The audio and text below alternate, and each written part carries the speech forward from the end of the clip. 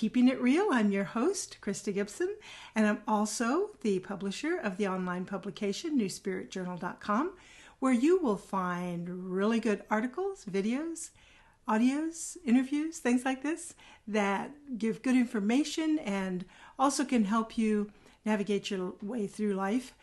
Everything that we offer is grounded in practicality. And this show, in fact, that's why it's called Keeping It Real. We love floating around in the ethers along with everybody else.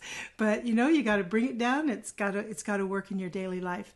So this is the second in my creativity series. And I love anything to do with creativity. I like reading books on it. I like listening to people talk about it. Because creativity is the bedrock of everything we do and of everything we are. And we live in a creative universe. And yet so many people say I'm not creative or I'm stuck and can't go any further. And so I've decided to do this series where we're talking to people who are creativity experts. They're creative themselves. They're involved in their own creative pursuits. And they either teach it, write books, or whatever. Now, my guest today is a gentleman by the name of Jeff Leisawitz.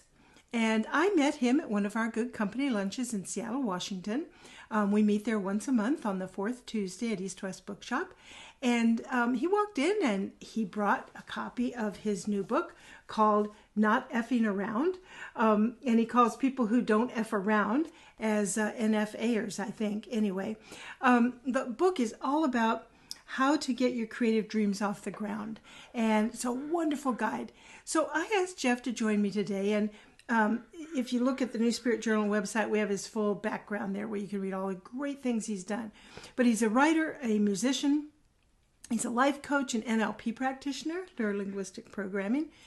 He takes photos, he teaches classes, he's released 5 studio albums, and he's had more than 5,000 music placements in film, TV, and multimedia.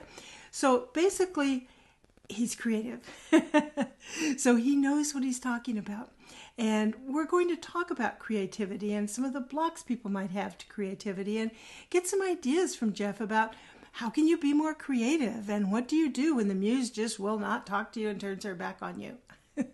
So join me now and let's visit with Jeff and let's see what kind of wisdom he can share with us today.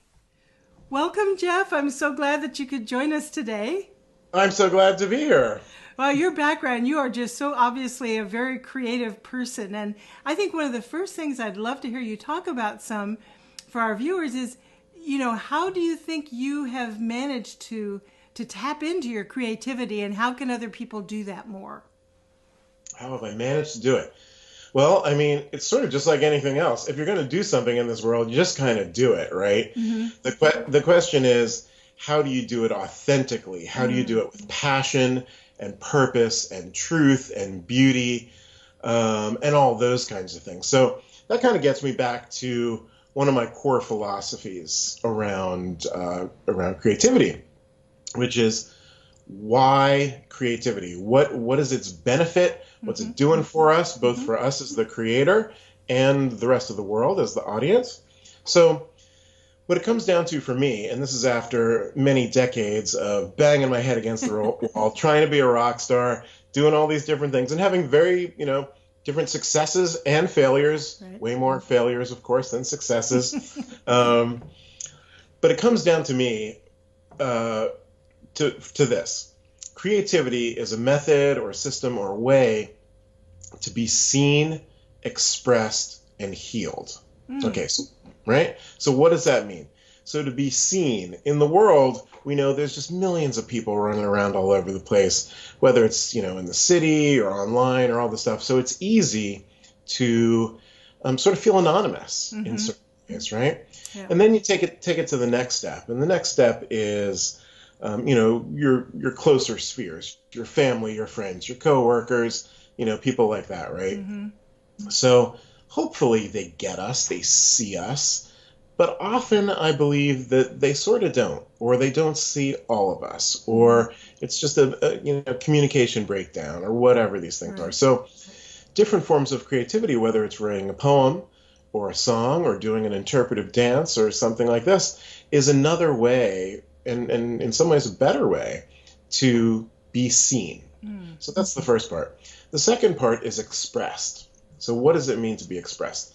Well, I believe that expressing yourself is really just moving from the potential to the actual. So for instance, if you're a dancer, right, and you know all the moves, right, you got the moves, but you're sitting in the corner while the music's playing, right. In that moment, you're not a dancer. Exactly. You're somebody sitting in the corner. Yep. Once you get up and start shaking your booty, yes, then you're a dancer. Same thing with a poet, right? You're not a poet if you got a pile of poems on your desk. You're a poet if you're writing a freaking poem. Right. So that's the expression, moving from the potential to the actual. And the third part is the healing. So what does it mean to be healed through creativity? Well, in many ways, in some ways it's really obvious. The catharsis of getting it out, right? Here's the song about my heartbreak. Here's the story of my struggle. Here's the, whatever, the catharsis that gets it out. So that's a huge part of what creativity is and can be. But it's also a little more subtle than that. So if you take a love song, hey, I just wrote this love song, I'm playing it for you. Where's the healing in that? Well, I would suggest the healing is actually in what came before the song was written. You're healing all the loneliness in your life before you wrote that song. And that song is a celebration of moving past that. So if you are seen, expressed, and healed through your creativity, then you give the gift of your creativity to the world in whatever way that is. Right. And here's where it gets super freaking awesome. You're seen, expressed, and healed. You give the gift of creativity to the world. Then you become the gift. What I mean by this is you now become the example for everyone else in the world that it is possible to become seen, expressed, and healed. And I'll tell you what, this is my mission. If enough people do this, the whole freaking thing. Isn't that like, true? Just gets better, right? Yeah, exactly. Like, I totally it's agree. Earth. Like, come on, you guys. Let's do something cool. So one thing I know what you're going to say, but I want you to say it. So everybody is creative. Because I hear from people, oh, I'm not creative. I can't, they box creativity in as painting, drawing, writing, very much certain things that we all see as creative. So can you speak to that? Because I believe we're all creative. I mean, that's what the universe is creation. Absolutely. I mean, there's different skills. Can you play guitar? Can you paint? Stuff like that? Sure. Maybe you can't paint. Neither can I. Right. But, so what? Right. But we are individuals, as a conscious individual, we are engines of creation. That's basically all we do. The question is, what are you creating? Right. Right? Are you creating, just like to feed yourself and go to sleep? Okay, that's something. And if that's where you're at, good luck and go for it. But how can we step this up, right? How can we create something, whether it's an artistic piece or painting or whatever, or just thoughts? Like, thoughts are creative. Right? Open up your freaking brain, because we get so crunched by the sort of programming of the world, by the culture, by the media, by our family, by our peers, by the government. Like, all this stuff just sort of comes and it gets into us. And if you buy all that, there's not much room to be creative, because you're essentially reacting to everything else out there. So the first trick, or one of the tricks, and it's not a trick, it's just a expansion of consciousness, is to understand your own thoughts. Right? Is this my thought? Or is somebody or something who's trying to get me to buy something or do something, which is basically what it all is that coming in towards me? Then how can I be more creative in my thoughts around that? How can I work around those ideas and have my own thoughts, or find somebody else's thoughts that are better for me? Right? Because there's plenty of great thinkers and things out there.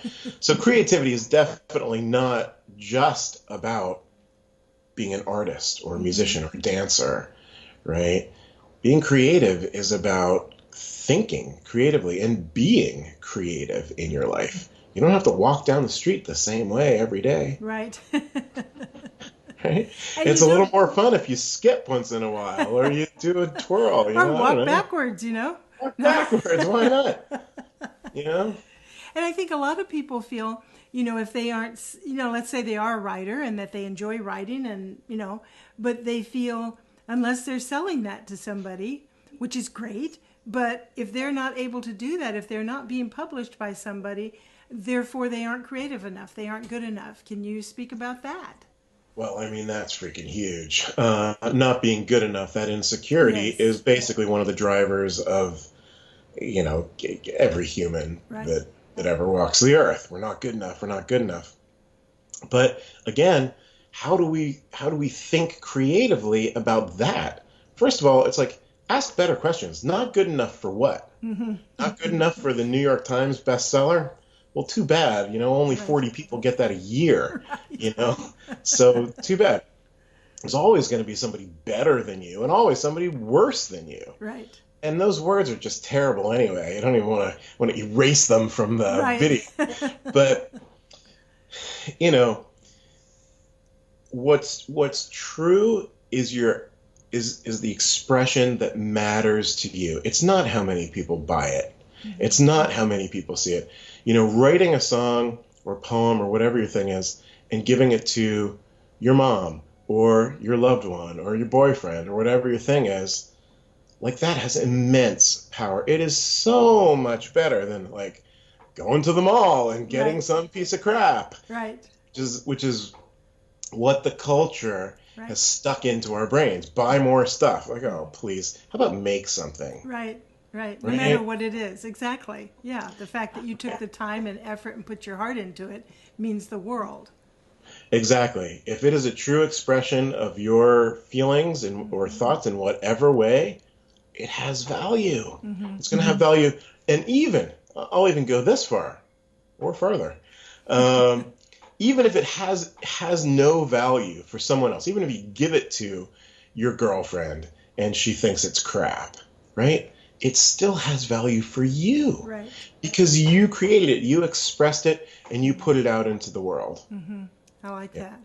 Yeah. Yeah, that's really nice. So what about the muse? Sometimes people, whether they're artists or writers or whatever, the muse turns her back on them and you can't find her for the life of you. How do you handle, with all the things you've done, the music you've done and the writing and everything else, you must have had dry periods where it just didn't happen. The muse says, bye-bye, Jeff, not here today. How do you handle blocks, what people call blocks? Well, the first thing is don't call them blocks, Okay. right? Because that is identifying a concept that is not helpful to you. If it's a block, it's in my way. Well, actually, maybe it's a benefit. Maybe it's an ally, right? Maybe it's asking you to go deeper into what you feel or what you're interested in, or to explore a new medium, right? It's like I sort of don't buy the blocks business. I buy, you might be too tired or stressed or things like that, sure, and a million other things that'll stop you from being creative. But seriously, if you're a writer, there are basically infinite things to write about, including and especially your own stories. Right. So that's what you know, and that's what matters. If you're a visual artist and you're, having your block, go to the art store and pick a bunch of stuff that you've never used before. Oh, what am I going to do with these 4 pounds of feathers Right. and some glue? Well, figure it out. You're an artist. That could be fun. Yeah. Another way that I would think about this, we're talking sort of about inspiration. So a lot of people think like, I need to be inspired before I do something. Okay? Flip it Right. and say, I need to do something and then I will be inspired. Yes. Right? Yes. If you pick up the camera and start walking around somewhere and you have any curiosity about the visual world, you're going to be like, that mailbox is kind of cool. I wonder if I shot it from this angle, right? Or, I never looked at this part of the bus before. Right. Maybe if I just do a frame in here. Uh-huh. Right? So it is essential to not wait for inspiration. Right. If you want to do something, do it. And you will find something that interests you. And before you know it, you'll be like, ooh, I want to take pictures of mailboxes. Or, I don't know. I mean, there's a million ways to go that don't rely on inspiration. Because really, inspiration is like, lightning strikes. Hey, that's great when it strikes. Right. But really, you as an artist or a creator, right. Work your skills, right? If you're going to be a poet, write a ton of poetry, even if it's crap, even if you throw it away. Because guess what? On the day that the inspiration strikes, you're going to have your metaphor buzzing around in your head. It's going to come out. You'll be right there. That's right. Yeah, it's like they say, if you want to be a writer, because I've had people ask me, because I write, people say, well, how do I become a writer? I said, write. It's like, you start, you go do it. And yes, sure, you want to maybe take classes or whatever, but that also I have found that can be an excuse to not be doing your thing, because you just keep taking classes and more classes and don't ever do the art, or the right. People love excuses, and people love to give their power away. Right. And that is like some of the core things that I talk about. Center your power in yourself, humans. It's not out there. It's not out there. It's just not. Yeah. You have power. Don't give it away, right? Center it, use it, and focus it. And really, you can do so much stuff. It's really true. Absolutely. And part of it is, I think, the whole thing is making yourself available. And I think that's what we're talking about, whether it's writing, dancing, taking photos. By engaging in those acts, you're making yourself available to the creative stream, to the universal stream of creativity that's there for the taking. But if we're not available, it's going knock, knock, knock, and we're not there. We're the ones who aren't home. That is totally true. It is always available. The trick is getting out of your own way. Exactly. And that includes, things like the inner critic, right? Who will, destroy you. That's sort of what we talked about before. Being too safe and comfortable in your comfort zone, which, hey, everybody likes the comfort zone. Right. I do too. But guess what? You stick in there and you're in a rut and you may never get out. Exactly. So step out of the comfort zone. Being afraid of failure is another huge one, right? Like, guess what? And I'm going to say every successful person has failed a lot. Exactly. It's the only way to get anywhere. Yeah. You figure it out, you step on the gas, you crash into the wall. Oh gosh, that hurt. You step back and you're like, okay, what can I learn? Right. What did I do wrong? What could be better? What could be optimized? And then you get in that car and you step on that gas again. Yeah. Well, I like you in your book, which I have it right here. I held it up a few minutes ago, but in your book, one of the things about this that you talk about is fail faster. In other words, get those failures behind you. Get out there and do it.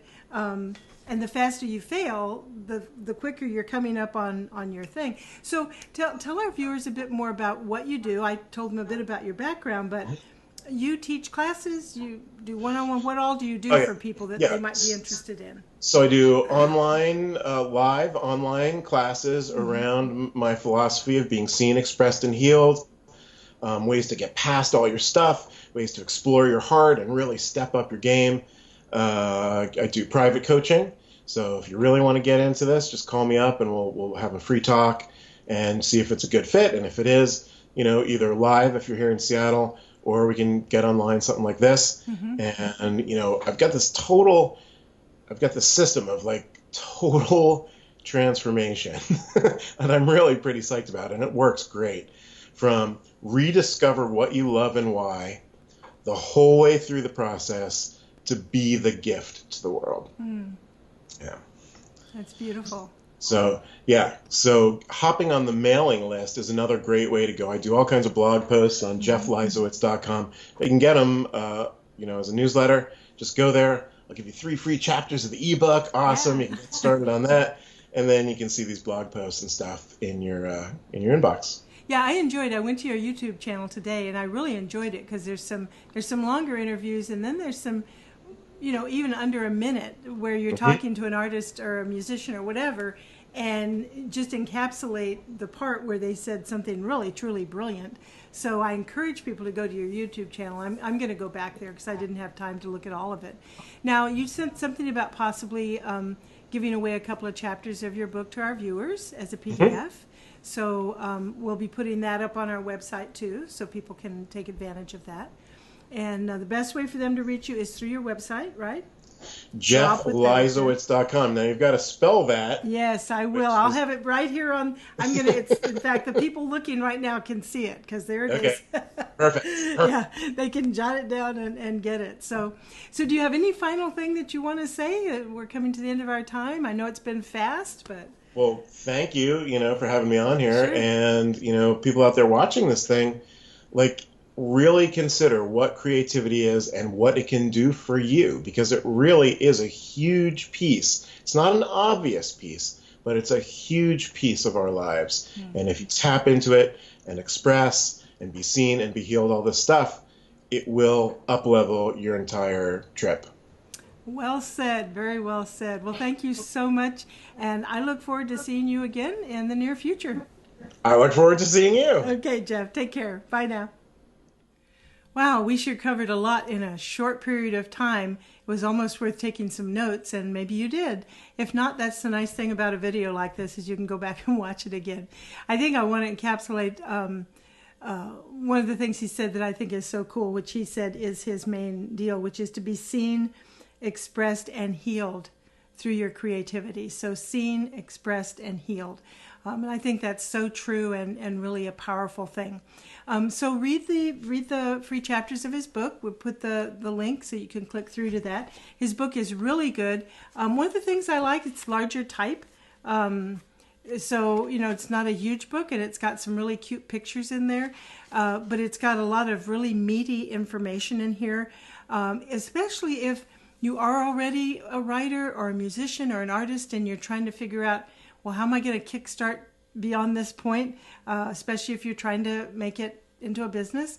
There's just tons of great ideas in here, and I suspect Jeff would be great to work with as a one-on-one coach too. So as usual, thank you so much for being here. I've enjoyed having you, and remember, keep it real, keep it grounded, and I will see you the next time. Take care.